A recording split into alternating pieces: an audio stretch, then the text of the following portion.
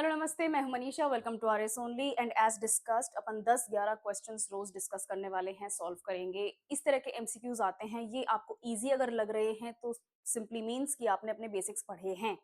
धीरे धीरे अपन प्रोग्रेस करेंगे और डिफिकल्ट क्वेश्चंस तक जाएंगे। जैसे क्वेश्चंस आरपीएससी के अपन को प्री में, आरएस एग्जाम के प्री में देखने को मिलते हैं।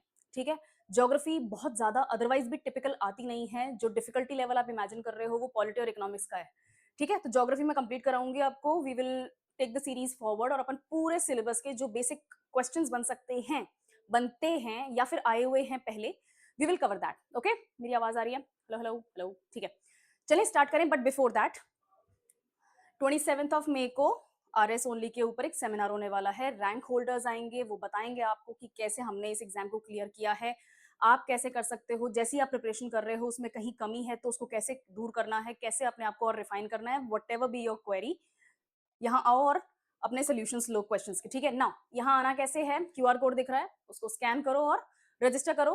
ये नहीं करना है तो डिस्क्रिप्शन बॉक्स में एक फॉर्म दिया हुआ है, रजिस्ट्रेशन फॉर्म दिया हुआ है, उसको फिल करके एंड सबमिट कर दो। ठीक है। इसके अलावा अगर कोई क्वेरी होती है, कोई और आपको क्वेश्चंस की, कोई पढ़ाई की या कोई प्रॉब्लम है, कमेंट्स हैं, कमेंट्स नहीं में लिखना है तो फिर कोई बात नहीं। गूगल फॉर्म दिया हुआ है डिस्क्रिप्शन बॉक्स में या फिर फोन नंबर दिया हुआ है, कोई भी ऑप्शन यूज कर सकते हो। आपकी काउंसलिंग होगी एब्सोल्युटली फ्री। ठीक है, चलो स्टार्ट करते हैं। क्वेश्चन नंबर 1 से, बहुत ही सिंपल क्वेश्चन है। The cold desert of India is located where? Cold desert, दो तरीके के डेजर्ट्स होते हैं, कोल्ड और हॉट डेजर्ट, राइट। दो तरीके के डेजर्ट्स होते हैं, कोल्ड और हॉट। हम राजस्थान में रहते हैं, हमारे पास में थार डेजर्ट है, that is a hot desert. उसी तरह से कुछ ऐसी जगह हैं जहां पर बहुत ज्यादा सर्दी पड़ती है, परमाफ्रॉस्ट है, वहां पर कुछ उगता नहीं है खाने पीने को ज्यादा, लेकिन वहां पे अपन क्या कहते हैं, छुट्टियां मनाने जाते हैं। ठीक है, वो होते हैं कोल्ड डेजर्ट्स, राइट। वहां पर आपको वाटर क्वांटिटी भी कम मिलेगी, वहां पर बहुत ज्यादा बंजर जमीन होगी, खाने पीने को कुछ नहीं ज्यादा होगा, वहां पर आपको फॉरेस्ट वगैरह नहीं मिलेंगे। मतलब जो चीज थार में है ना, वो बर्फ के साथ में वहां पे है। ठीक है। इंडिया में कोल्ड डेजर्ट है लद्दाख। कहाँ है? लद्दाख में, right. Union territory of Leh Ladakh, right. Next question, which is the largest hot desert in the world? Cold desert की बात कर ली, वो इंडिया का। दुनिया का सबसे बड़ा विशाल हॉट डेजर्ट कौन सा है? गोबी डेजर्ट कोल्ड डेजर्ट होता है। ठीक है। कालाहारी डेजर्ट टेक्निकली डेजर्ट नहीं है, ग्रासलैंड है। ठीक है। दो हॉट डेजर्ट्स हैं, सहारा और एटाकामा। एटाकामा भी हॉट डेजर्ट की कैटेगरी में, डेजर्ट की कैटेगरी में सिर्फ इसीलिए है क्योंकि वहां से कोल्ड करंट्स पास होते हैं ओशन में, राइट। हम्बोल्ट करंट है पेरुवियन कोस्ट पे, इसी के कारण यहाँ पर एटाकामा डेजर्ट है। ये हॉट डेजर्ट की कैटेगरी में नहीं आता है, ये सिर्फ और सिर्फ कोल्ड करंट्स के कारण एक वहां पर लोकली डेजर्ट क्रिएट हुआ हुआ है, which is the driest desert of the world. Hot desert हमारे पास में है largest Sahara. Western African countries जो हैं, मोरक्को वगैरह हो गए, ठीक है, वहां से लेकर इजिप्ट तक आता है। और जो अरेबियन डेजर्ट है, सऊदी अरेबिया वाला हो गया, येमेन ओमान वाला हो गया, इनफैक्ट ईरान इराक तक आ रहा है जो डेजर्ट एक्सटेंड होके आ रहा है। यहाँ तक आओ बलोचिस्तान और उसके बाद में सिंध और राजस्थान, इंडिया। ये जो पूरा बेल्ट है टेक्निकली ये सहारा का ही बेल्ट है। ठीक है, ये इसी के एक्सटेंशन हैं। Sahara desert is the correct answer. Next, which river is the longest in the world? लंबी और विशाल, दोनों अलग अलग क्वेश्चन हैं, दोनों अलग अलग आंसर्स हैं। बरसातों के दिनों में लंबाई में भी अमेजोन लंबी हो जाती है, लेकिन स्टैंडर्ड आंसर इसका नाइल रिवर है। मुझे कमेंट्स में बताओ, नाइल रिवर कौन कौन से कंट्रीज से बहती है और कहां से ओरिजिनेट होती है? नाइल रिवर की शुरुआत कहां से हो रही है? कमेंट से बताना। Nile is the answer longest river के लिए। ठीक है। Next question, the Great Lakes are situated in? 5 lakes हैं, लेक ओंटारियो है, लेक सुपीरियर है, राइट। इस तरीके की 5 लेक्स हैं। 2 लेक्स का नाम मैंने बता दिया, 3 लेक्स का नाम आप मुझे कमेंट्स में बताओगे, और ये है नॉर्थ अमेरिका में। कनाडा और यूएसए इन पांचों लेक्स को शेयर करते हैं और ये पांचों लेक्स टेक्निकली जॉइंड हैं। ठीक है। नेक्स्ट क्वेश्चन, अपन ने मैप्स करे थे, मैंने आपको मैप्स कराए थे, वर्ल्ड मैप लेक्स के, वाटर बॉडीज के, उसमें मैंने ग्रेट लेक्स को एक्सप्लेन भी किया था, तो refer to that website video. ठीक है। Which is the largest fresh water lake in the world? Fresh water lake यानी कि यहाँ का जो पानी है, इस लेक का जो पानी है वो कंज्यूम किया जा सकता है, डायरेक्टली कंज्यूम किया जा सकता है, and that is Lake Superior. Great Lakes में से जो सबसे बड़ी लेक है वो भी लेक सुपीरियर ही है। ठीक है। Tiger vegetation is mainly found in?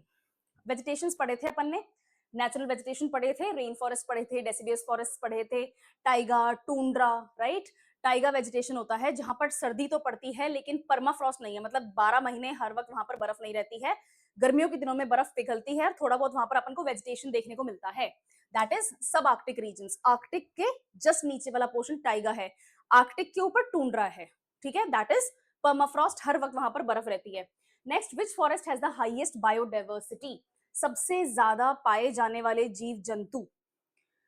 इसमें सिर्फ एनिमल्स ही नहीं आएंगे, इसमें प्लांट्स एंड ट्रीज भी आएंगे। When we are talking about biodiversity, इसमें अपने फ्लोरा एंड फौना दोनों आते हैं, ठीक है, फ्लोरा और फौना दोनों आते हैं। जहां सबसे ज्यादा बारिश होगी वहां पर ही अपन को ज्यादा पेड़ पौधे और ज्यादा अपन को जानवर देखने को मिलेंगे, राइट। मैंने एक कोई पॉडकास्ट था, एक बायोडाइवर्सिटी एक्सपर्ट थे, उनका पॉडकास्ट था, मैंने स्पॉटिफाई पे सुना था, I don't remember the name exactly. उन्होंने एक चीज बताई थी कि जो ट्रॉपिकल कंट्रीज हैं, एग्जैक्टली इक्वेटोरियल भी नहीं, जो इक्वेटर पे कंट्रीज हैं वो नहीं, जो इक्वेटर से थोड़ा बहुत ऊपर नीचे ना, ट्रॉपिक्स के ऊपर आसपास हैं, या ट्रॉपिक्स जिन कंट्रीज से पास होती है, जिन जगहों से पास होती है, वहां पे इंसेक्ट्स सबसे ज्यादा वैरायटी के हैं, सबसे ज्यादा स्पीशीज इंसेक्ट्स की पाई जाती हैं, सबसे ज्यादा मैमल्स की स्पीशीज पाई जाती हैं, सबसे ज्यादा एवोल्यूशनरी म्यूटेशंस जो होते हैं वो भी वहीं पाए जाते हैं, सबसे ज्यादा घने जंगल, घनत्व जो है जंगलों का, जो वैरायटी ऑफ ट्रीज मिलेंगे वो भी सबसे ज्यादा वहीं पर मिलेंगे आपको। हाइट, यस, जो रेन फॉरेस्ट है, जो इक्वेटोरियल रेन फॉरेस्ट है, हाइट पेड़ों की वहां ज्यादा मिलेगी, लेकिन जो विड्थ है, जो चौड़ाई है पेड़ों की, वो आपको बहुत ज्यादा मिलेगी ट्रॉपिकल फॉरेस्ट में। बहुत इंटरेस्टिंग था, मतलब मेरे को याद आएगा तो मैं किसी और वीडियो में जरूर उस चीज को बता दूंगी आपको कि किसका पॉडकास्ट था, who was the expert who was speaking about that. But tropical की बात आ गई, है ना। टेम्परेट डेसिडुअस, जो सदर्न कनाडा, नॉर्दर्न अमेरिका में पाए जाएंगे, जो सेंट्रल यूरोप में पाए जाएंगे, वो है, वहां सर्दी पड़ती है, राइट। तो टेम्परेट डेसिडुअस फॉरेस्ट तो है, जब गर्मी पड़ती है तो अच्छी खासी गर्मी पड़ती है और अच्छे खासे वहां पर बारिश होती है, पेड़ पौधे भी हो जाते हैं, लेकिन जब सर्दी पड़ती है सब फ्रीज हो जाता है। बोरियल फॉरेस्ट, मुझे कौन बताएगा कमेंट्स में बोरियल का क्या मतलब है। These are varied names of exactly the same thing. अभी अपन ने टाइगर टुंड्रा की बात करी थी, ओके।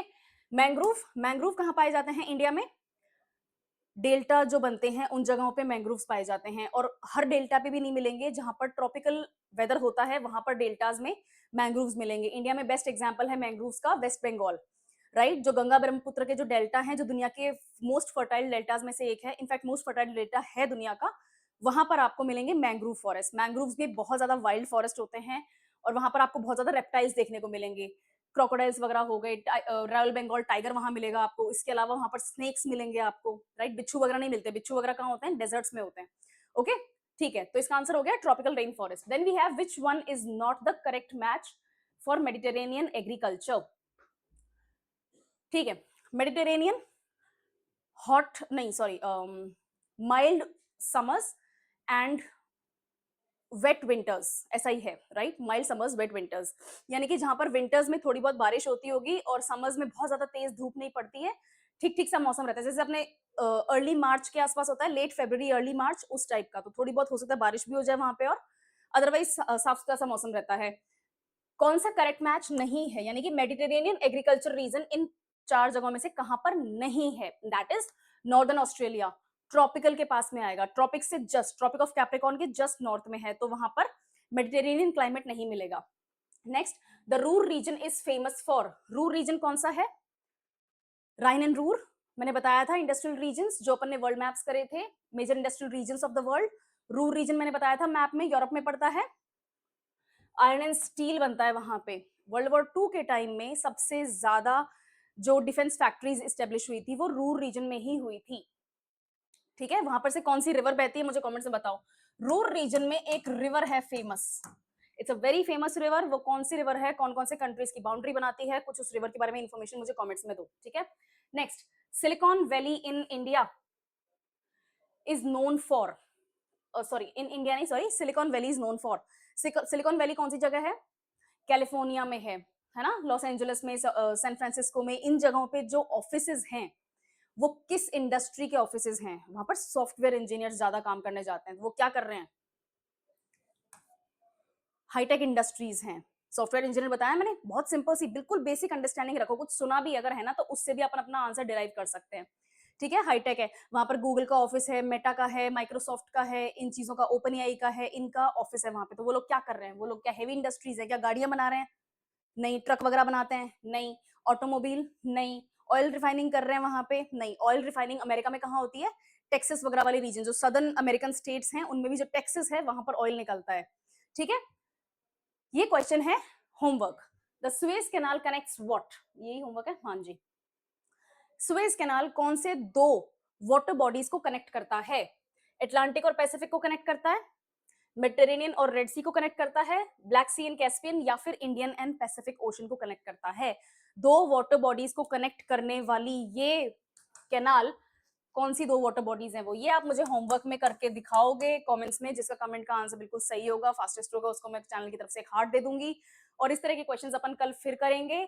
एवरी डे आपके लिए ज्योग्राफी के मैं एमसीक्यूज लेकर आऊंगी। कुछ कुछ क्लासेस के बाद में आपको लगेगा कि क्वेश्चंस हार्ड होने लग गए, शुरू शुरू के क्वेश्चंस मैं बिल्कुल इजी रख रही हूँ, सो दैट अपन के बेसिक्स क्लियर हों। जो वीडियो नहीं देखी हुई है, फॉर एग्जाम्पल मैंने जो इंडस्ट्रियल रीजन्स की जो वर्ल्ड मैप पे वीडियो बनाई हुई है उसके बारे में क्वेश्चन आया है, अगर आपने नहीं देखा है तो गो वॉच दैट वीडियो, समझ में आ जाएगा। कैसे याद करना है मैंने उसमें वो भी बताया है। कोई और अगर क्वेरी है, the comment section is open for you. Call करो, गूगल फॉर्म फिल करके सबमिट कर दो, काउंसलिंग करवाओ, and all the very best for your studies. Okay, thank you.